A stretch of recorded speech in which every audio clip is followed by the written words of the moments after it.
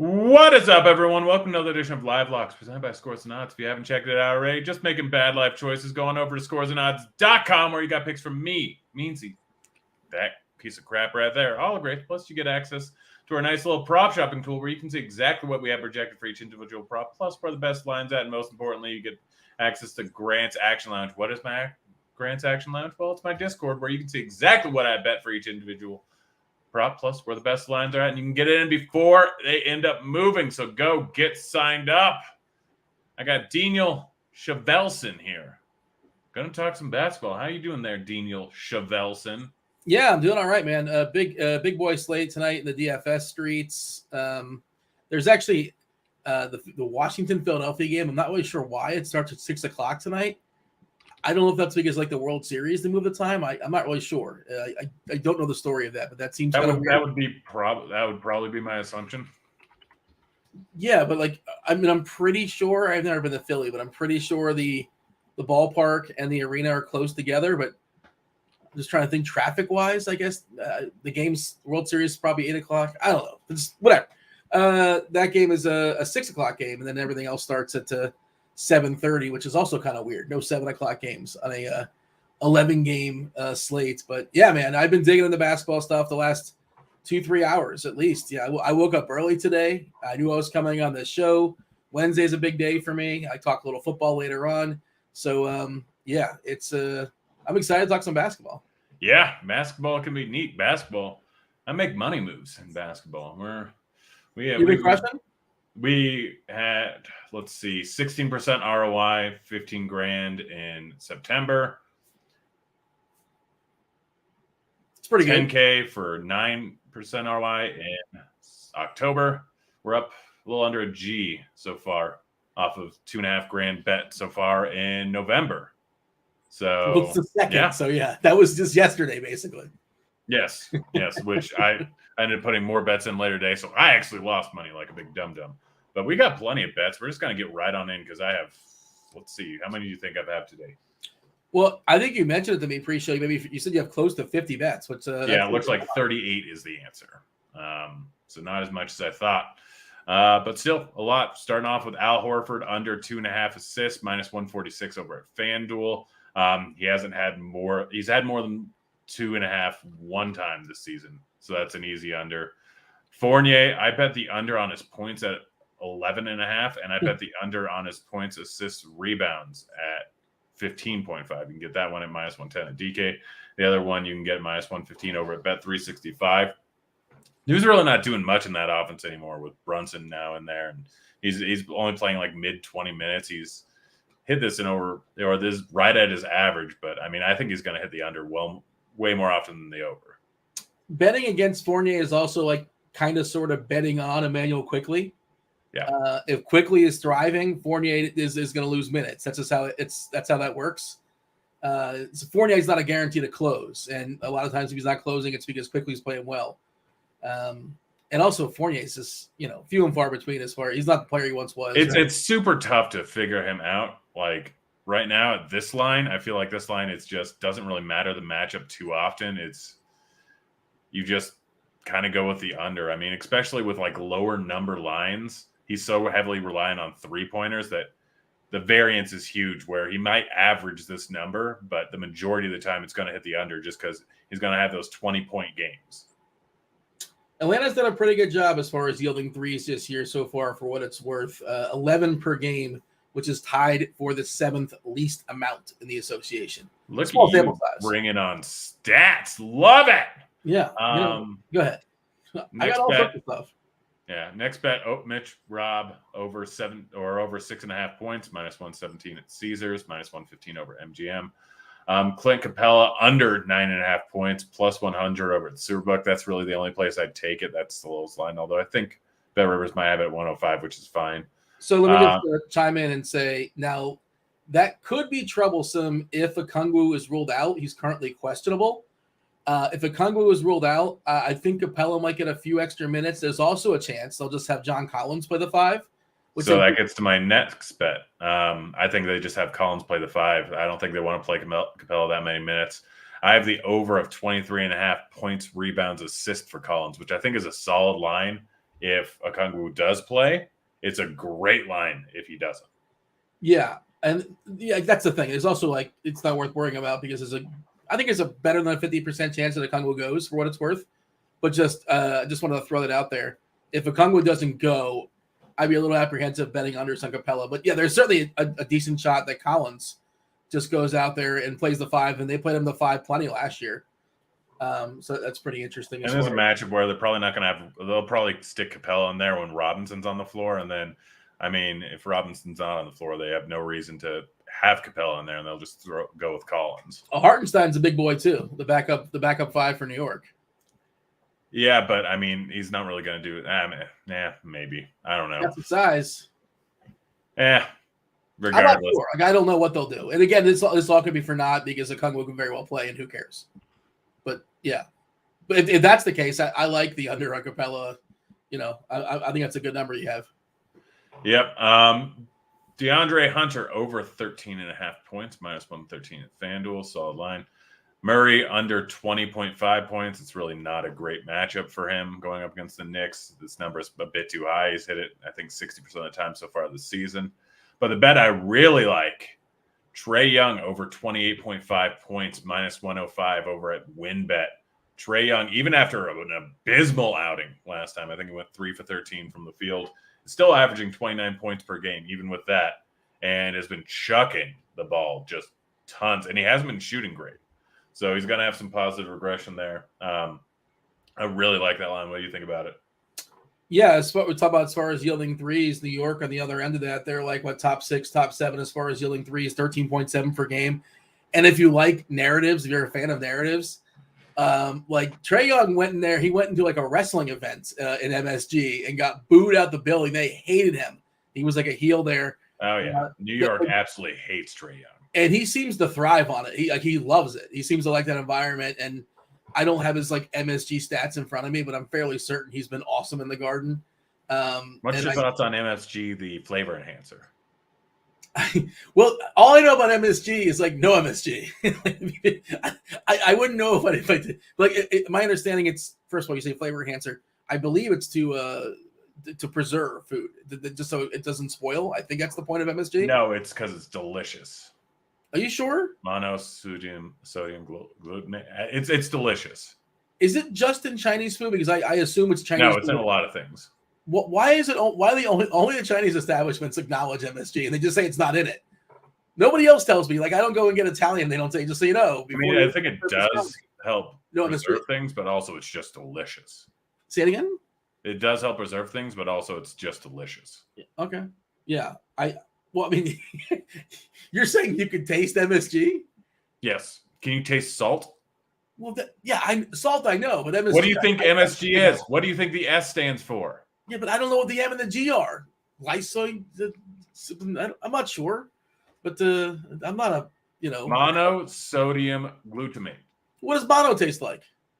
That just means one. Mono. So I think it's the it's the whatever molecules. Like there's complex carbs, there's simple carbs, there's complex this and that. Like it's just the way the chain in the amino acid or in the whatever is set up. So, I love these MSG is delicious. Like, but if it's so delicious, why do Chinese establishments say no MSG? They go out of their way. Some people are allergic to MSG, and some people think it's bad. Why do some places say no gluten? Well, yeah, okay, but I didn't know people were allergic to MSG, but okay. Some people are. Moving on. Jaden Ivey over 13.5 points. He's been doing well so far this season. Not a great matchup, but should be high scoring enough. If this game ends up staying close, he's going to hammer the over of 13.5. And even if this game turns into a blowout, still should get decent enough runs. Should be in low 30 minutes. And I think that's enough for him to easily hit over 13.5 points. Yeah, it's funny you said it. Like if this game stays close, they're 11, 12-point dogs. This is weird. I'm sure you've noticed this. The NBA, in order to limit traveling this year, they've scheduled a lot of you're going to go to Milwaukee and you're going to play 2 games in Milwaukee. You're going to go to Chicago. You're going to play 2 games in Chicago. Yep. They played a couple days ago. Detroit. They played on Halloween, I believe. Yeah, we're seeing this a lot. And it just feels like such a mismatch. Milwaukee is the best defensive team in basketball. They're also awesome offensively. Well, I mean, you think about they're the best defensive team in basketball. So, I mean, I have to assume Giannis is going to be on Bogdanovich or Sadiq Bey. Rick Lopez will be on Stewart. Drew Holiday will be on Cade. And kind of leaves Ivy open a little bit. That's why he scored 19 points in the first game. Yeah, you just said like if it's going to be a blowout. Like I know you don't talk a lot of totals. You talk a lot of player props. And generally speaking, you don't like to lay 11, 12 points in the association. But again, the second worst defensive team in basketball in Detroit versus the best defensive basketball team in Milwaukee. It just feels like I feel like Milwaukee's just going to suffocate them again. I mean, what happened last time they played? I think it was relatively close. They lost by 2. Yeah. But hey, you know what? If you're stuck in Milwaukee for 2 days in November, you're out there partying and hitting all the clubs. Oh, you're drinking some beer and eating some cheese curds. They're going to be bloated. I also got the under on Sadiq Bey, 15.5 points. He's a guy that I just think like he's going to potentially have Giannis on him, and I think the under is the better move. And so I took the over on Bogdanovich over 18.5 points, minus 111. There kind of was popping. I also have Drew Holiday under 20.5 points. He's done really well the last 2 games, but averaging 19 points on the season, has only hit the over on this 2 out of the last 6 games this season. Granted, they were the last 2. But I just overall think this number is just a tad high. I think RG projections are with me. Offshore is with me on this one. So minus 115 on the under at win is, I think, pretty solid. I mean, that's also kind of a bet in the blowout, too, to some degree. Yeah. Adding potential blowout. I have some overs. I have some unders. I have a lot of bets in this game and the Atlanta game. But next game, I have even more bets in. I see. This is like small sample stuff, but I remember last year, like Milwaukee, awesome defensive team, but the way to get to them was via the 3. Like no team hit more threes. No team yielded more 3-pointers than Milwaukee. Which that doesn't help with Bey, who shoots a decent amount of threes, but Bogdanovich and Ivy will both shoot some threes too. So I'm just going off of what the numbers say. No, I just thought it was interesting that, again, small sample. So far this year, they're the third. They yield the third least amount of 3-pointers made. 10.2. But again, it's still kind of early. We're 10% into the season, if that. But just thought it was a lot of times that's just straight up matchups. I mean, like you face Golden State, and you're probably gonna have a little bit different. So I mean, they did face Detroit, Atlanta, New York has a decent amount. Brooklyn has a decent amount. Yeah. They faced some bad teams, I think. Detroit, New York, Atlanta, Brooklyn, Houston, Philly. So I mean, kind of. It's not a great collection.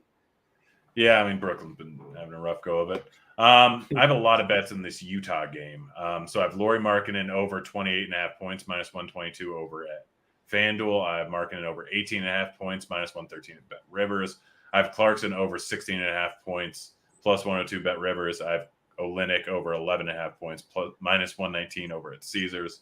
And I have Luka over 33.5 points, minus 113 at FanDuel. Markkanen has just been outstanding this season. He's been awesome for Utah. They're playing too good, unfortunately, if you're a Jazz fan. But, whatever sort of Danny Ainge tank plan he had, it's not getting implemented very well. But Markkanen's been spectacular, and maybe the market is not adjusted to how good he's been. That's my best guess, and I've not looked at the numbers as far as what I heard you say you like the over. What was the line you had on him? 28.5 points, assist, rebounds, and 18.5 points. The only apprehension I would have is that just how slow Dallas plays. Dallas slowest team in basketball. No, it's still a 223 total in that game, I think. It's 222. That's what I'm seeing right now, and which is basically the lowest total on the slate. FYI, guys, if you hear me just mention a number and it's slightly off, I'm doing all this off the dome.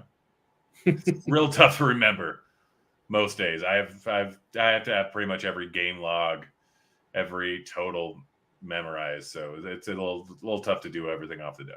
It's pretty impressive. I saw you. When I was at your house when I was hanging out with you, I saw you.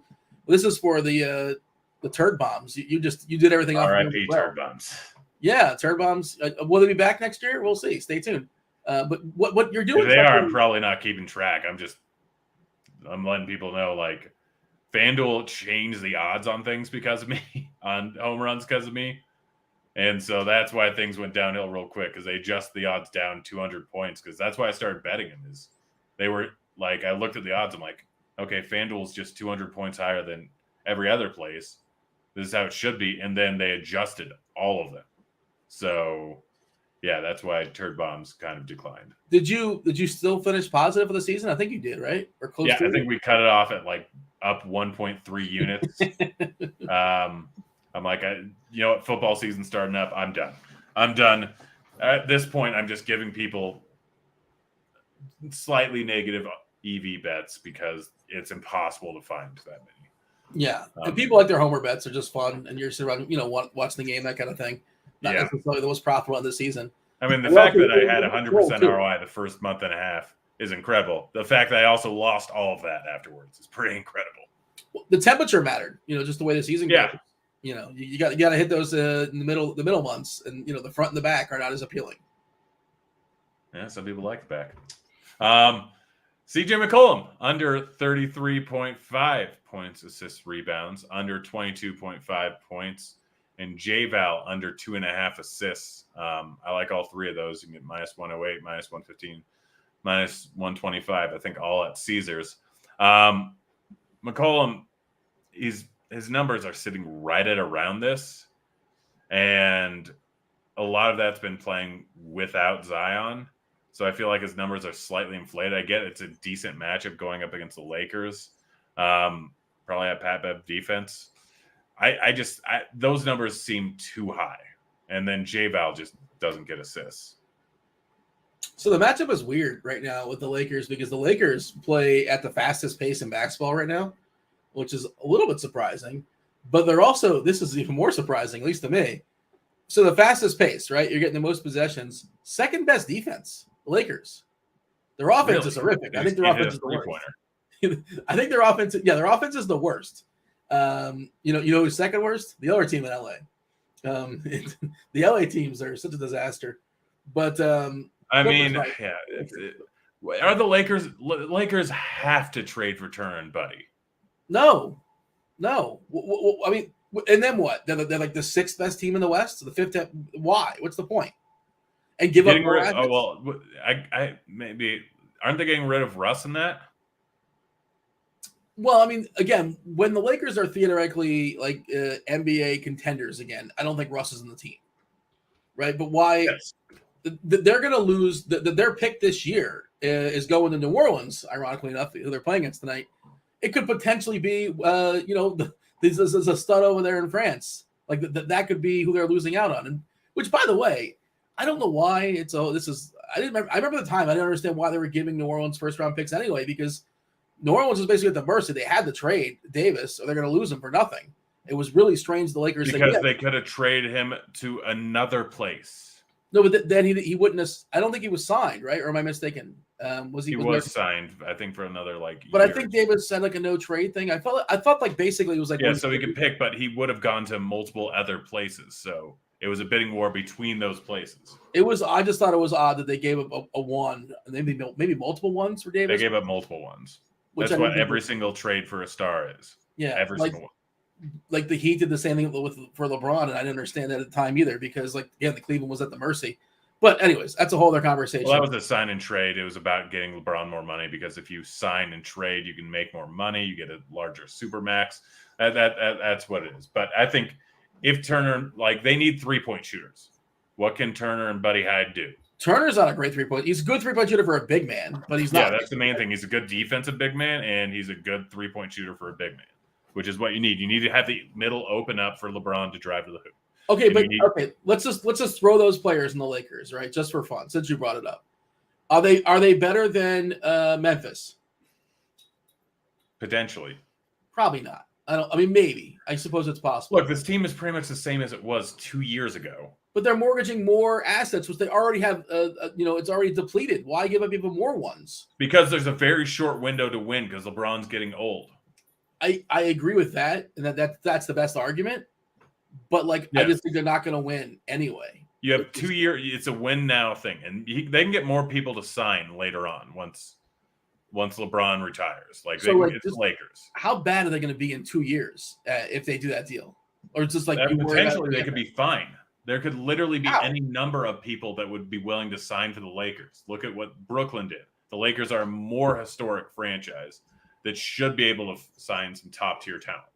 But you need like at least some sort of foundation for a stud player to come there. You know, They'll have Davis for a while, which is, you know, he's great when he's healthy.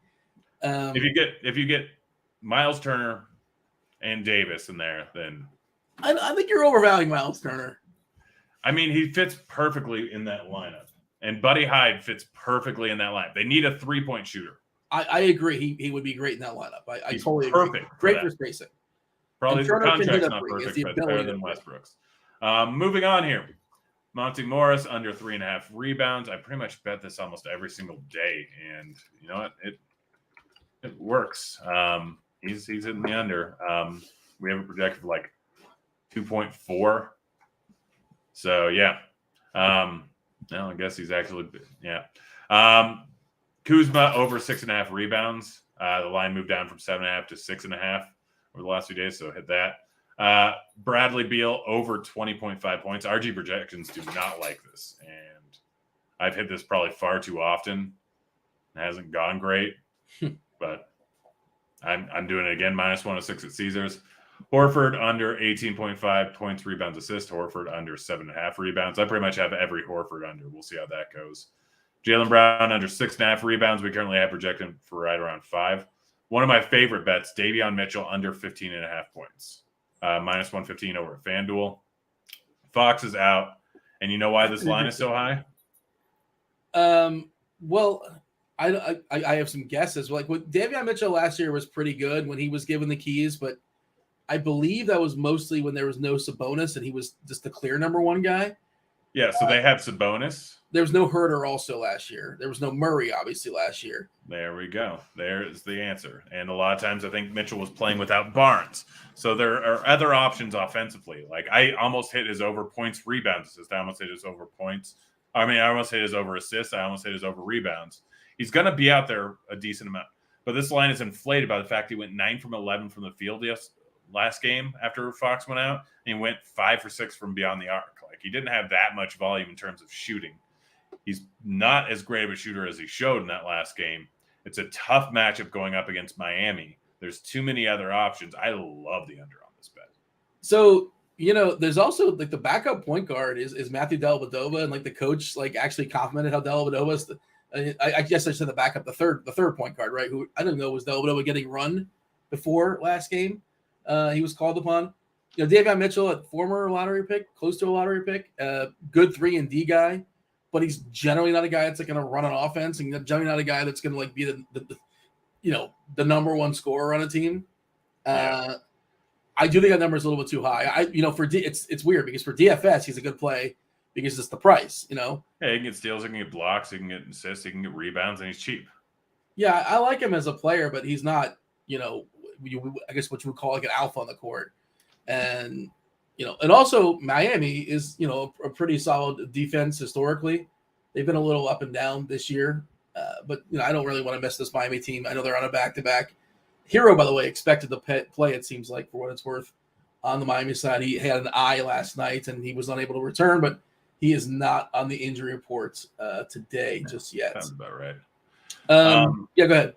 Next one, Jalen Green over 21.5 points, -105 over at MGM. Jalen Green, he's shot awful this year, but the volume has been fantastic. 18.8 shots per game, 7.3 from beyond the arc. He's getting to the line about 4 times a game. He's shooting 36% on the season. I know that he didn't have great numbers last year, but that was mostly the first half of the season. Second half of the season, he was shooting much better. The volume is fantastic. 21.5 is too low. Yeah, he's still developing as a player. Like, he's so talented, but like, you know, he's still pretty raw, right? He's getting better, but you know, he's still just 20, by the way. Wild. 20 years old, and you know, all that talent in the world, can't legally purchase a beverage. Well, he could like again when he goes and plays in Toronto. Yes, this is true. I think there's some pockets I think it's like a parish maybe like in Louisiana where you can get a drink for like 19 or 20. I could be wrong on this. Like there's a few loopholes. Yeah, I have to assume religious loopholes are there. I'm not sure what the origin of the loopholes are, but I think there's a couple like drinking. I mean, he's going into clubs. I don't know what he's into. I have no idea. I don't follow my Houston. Instagram. I don't know what Houston clubs are like. Yeah, have I been to Houston before? I've only driven through Houston. Yeah, I've never been to Houston. Been to San Antonio. Been to Dallas. I haven't been to Houston. San Antonio, I liked. I spent a couple of days there. Houston, I remember driving through and like a lot of like smog. Like just a lot of like I don't know. I guess one of the biggest cities in the U.S. I'm not surprised. Pollution in the air. They're probably making something, manufacturing or something like that. Yeah, I do remember that, but yeah, I'm sure it's a fine city. I think Kevin Roth lives in Houston. We can ask about it one of these days. Yeah, he used to be over in Dallas, wasn't he? I think so. Yes. Also via Tampa. I don't know why I know his origin story, but yeah, he lived in Florida as well. All right. Brooke Lopez over 0.5 assists. Always a fun sweat. Minus 118 over at Sports Illustrated. Minus 115 over at MGM, I believe. Giannis under 12.5 rebounds. Minus 122 at Superbook. Minus 125 at Win. Minus like 120, I think, over at Bet Rivers. I bet this most days, especially when there's a chance of a blowout. Dylan Brooks. What do you think his assist prop is at? What is Dylan Brooks's assist prop at? I'm going to say, now, again, this is not something I was expected to hit me. Either 1.5 or 2.5. 2.5 is the correct answer. Minus 121 on the under. Brooks does not like to pass the ball. That's an easy under. I mean, you asked Dylan Brooks, who's the best player on your team? Who does Dylan Brooks say? Dylan Brooks says Dylan Brooks. Yeah. Ja Morant under 5.5 boards. Jeremy Grant under 18.5 points. It's a little bit too high in my opinion. This game could potentially end up a little bit of a blowout. I know that. Why are you expecting a blowout? Why would you expect a blowout in this game? If Bane plays, I could see it. No Lillard. Is your boy going to play or no? I don't know, but I mean, I took the under on 17.5 points for Dylan Brooks, which I think is where the line plus 102 over at Bet Rivers, where the line probably should be if Bane doesn't play. And if Bane plays, it's an easy under. And Ja Morant over 29.5, regardless of if Bane plays, like Morant's going to do Morant things. That's a tricky game because Bane is questionable. Steven Adams is questionable. Josh Hart also questionable on the other side. We do know Lillard's out, obviously, but yeah, it's a hard one to. Steven Adams is like a tough dude. He like rarely misses games, right? I assume he's going to go, but we'll see. Yeah. Brandon Clark looks like he's off the injury report, so maybe he steps in the more minutes if Adams does not go. But just thinking about that Adams and Nurkic matchup, a lot of beef, a lot of girth. A lot of strength. Two of the stronger guys in the league. Yeah. But that's it. That's my bets. Any that you did not like that you want to make a movie bet out? I think you might still owe me one. Yeah, you owe me one too. We owe each other one. And I was talking to you about a movie before the show. Maybe I'll throw that one your way. And because I know you're a big James Spader fan. Oh yeah, that's a good call. I'll watch that. Yeah, I mentioned this Secretary, which is like it's not for everybody. But if you like James Spader's, like, how would you describe James Spader? Like quirky, eclectic, weird, eclectic. Yeah. Secretary certainly falls in that vein with the Gyllenhaal, not Jake, but Maggie. Maggie Gyllenhaal happens to be in it. I'll throw that one. Yeah, James Spader does play that like womanizer. Like intelligent womanizer so well. It's he's a good actor. We'll give him that. I never watched Blacklist. I think he started. Blacklist is very good. But I had this bias against network shows. I have a very short leash for. You really need to watch Boston Legal. That's another. I'm not going to watch that. Almost definitely not going to watch. Should have watched it. Made you watch a decent amount of it while I was here. You had it on whenever. I watched like a half hour, and I got my fill of William Shatner. James Spader is the better part of that show. But like as far as network shows, again, I'm trying to think what network show I actually watch. Like The Office, I watched. It wasn't too long ago, but generally speaking, I just don't watch them. I Parks watch and a Rec. ton of stuff. Does FX count as network? I wouldn't say so. Network is like NBC, CBS, Fox. Parks and Rec. Yeah. Oh yeah, that was great. I love Parks and Rec. No, I don't want a laugh track. That's another deal breaker for me. Like, Yeah. Last laugh track show, I think, is Seinfeld that I've watched. I think that's the last laugh track show I watched. Or laugh track / studio audience, however you want to say it. Like sometimes it's studio audience, sometimes it's the laugh track. I think Seinfeld has studio audience for what it's worth, but I don't. Is there a laugh track show you watch right now? Probably not. Probably do. You watched How I Met Your Mother. I think that was a laugh track or / Yep, that was very good. I didn't watch that. That was another show I caught some shrapnel. Being at your house, I was subjected to it. Yep, it's a great show. Great show. No, any of the bets you don't like? If you want, I'll give you Capella. Over there was one I took some. But there's one I took a little bit of umbrage with. I can't remember what it was though.